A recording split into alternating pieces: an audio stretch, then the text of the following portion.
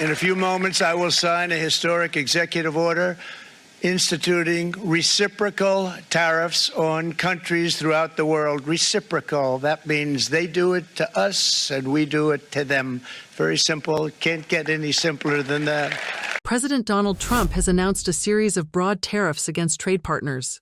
He described April 2nd as Liberation Day and stated that the measures would bring jobs and industry back to the United States. My fellow Americans, this is Liberation Day, waiting for a long time.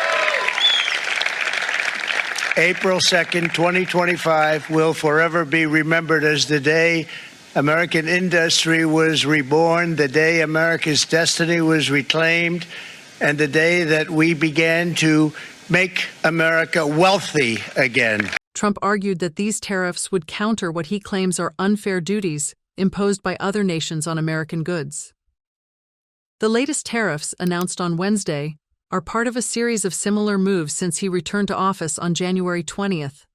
Several nations have announced plans to retaliate, increasing the risk of a global trade war. This trade war could involve a series of tit-for-tat tariffs between countries. Trump's actions have effectively disrupted the global trading system that has been in place for over 75 years. This system was based on the principle that free trade ultimately benefits all nations. The Trump government has imposed a new 10% baseline tariff on imports from all countries. This includes nations that impose lower tariffs on U.S. products.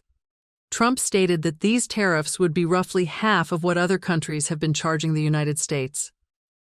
The United States charges other countries only a 2.4 tariff on motorcycles.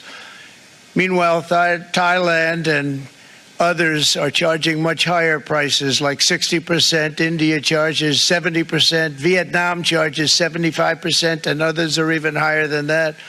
A 10% tariff on all countries is set to take effect on Saturday, April 5th. Some countries will only face the 10% tariff. These countries include the United Kingdom, Australia, Singapore, Brazil, New Zealand, Turkey, the United Arab Emirates, Saudi Arabia, and Chile. China strongly opposes the tariffs and has announced plans for countermeasures. The Chinese Ministry of Commerce condemned the tariffs on Wednesday. European Commission President Ursula von der Leyen confirmed that the EU is preparing countermeasures. She said the EU is finalizing a response to Trump's steel tariffs. Last month, the U.S. imposed a 25% tariff on steel and aluminum. Japan also expressed its opposition to the tariffs. A government spokesperson said Japan is considering various response options. Volkswagen announced that it will introduce an import fee on vehicles affected by the 25% tariff.